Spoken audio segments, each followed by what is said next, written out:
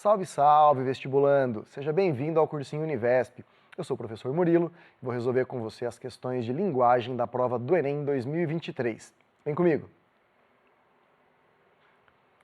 Aqui a gente vai encontrar uma questão que vai cobrar as funções da linguagem. Na verdade, vai utilizar as funções da linguagem, uma delas, como um pré-requisito para a interpretação geral desse poema. A gente percebe logo aqui, no comecinho do enunciado, a função emotiva da linguagem. E aí, para quem não tem muita ideia do que isso represente, talvez possa se tornar um empecilho à compreensão do texto. Vamos resolver isso já! Antes de falar das funções da linguagem, é importante a gente entender o que é o esquema da comunicação. É exatamente o que o nome representa, um esquema que tenta demonstrar para a gente como é que a comunicação acontece, tá? Então são 6 elementos que eu coloquei aqui, ó. A gente está falando de um emissor, pode ser qualquer um que fale, que vai mandar uma determinada mensagem a um receptor, que é o teu destinatário. Essa mensagem precisa estar inserida em um determinado código, em uma determinada linguagem, para que os dois possam se entender. Essa mensagem vai ser transmitida por meio de um canal, então tem que ter algum elemento que transporte essa mensagem de um lugar para o outro, e ela vai se tornar inteligível, ela vai se tornar compreensível, porque ela compartilha o mesmo referente, ou seja, o mesmo contexto, a mesma carga de informações. Então, vamos exemplificar. Nesse momento agora, eu falo, eu sou o emissor, e eu estou transmitindo uma determinada mensagem para o receptor, você que está aí do outro lado. Eu estou usando como código a língua portuguesa, é um sistema de linguagem, um sistema de comunicação que o meu público compreende. Esse tipo de conteúdo está sendo transmitido por meio de um canal. No caso, pode ser a internet, pode ser a TV, certo? É quem está transportando essa informação. E a gente se entende porque a gente compartilha o mesmo contexto. A gente está falando aqui sobre resolução de questão de vestibular. Então, o nosso assunto foi determinado.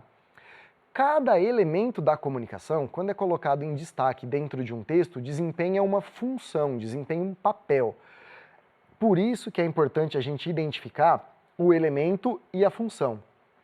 Quando o meu emissor está em destaque, a gente desempenha a função emotiva, que é a que foi colocada em destaque ali no texto. Ela também recebe um outro nome, tá? Para a gente poder identificá-la, ela recebe o nome de função expressiva.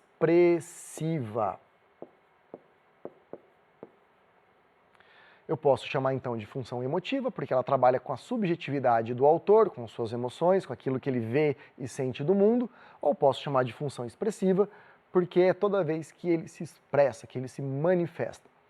Eu tenho depois as outras funções, cada qual correspondente então ao seu elemento da comunicação. Eu tenho na mensagem a função poética, a função conativa ou apelativa para o receptor, a função metalinguística para o código, a função fática para o canal e a função referencial para o meu referente. Então, cada uma desempenhando aqui o seu papel dentro de um texto. Eu não vou aprofundar muito todas as características de todos os elementos, porque isso é questão para uma outra provinha, para algum outro contexto, tá certo? Por enquanto, vamos ficar aqui no nosso foco. A função emotiva, agora você já sabe qual é. Presente no poema, cumpre o propósito, então cumpre a função, a intenção do eu lírico de fazer o quê? Qual que é a intenção do eu lírico no poema? E para isso ele usa a função emotiva. Vamos descobrir. A garganta é a gruta que guarda o som. A garganta está entre a mente e o coração. Vem coisa de cima, vem coisa de baixo, e de repente um nó. E o que eu quero dizer? Às vezes acontece um negócio esquisito. Quando eu quero falar, eu grito. Quando eu quero gritar, eu falo. O resultado, calo. Bom, dá pra ver que toda a temática aqui, ó, garganta, som, garganta de novo, um nó nessa garganta que vai dificultar aquilo que ele quer dizer, o falar e o gritar, e por fim o calar, né? Onde que estão os traços de função emotiva? Na primeira pessoa. Quando ele sente, né? Quando ele coloca a primeira pessoa aqui, ó, de novo ela aparecendo, né? Com toda essa questão da subjetividade, ele falar, ele calar, né? Todo o poema é centrado no eu, no emissor.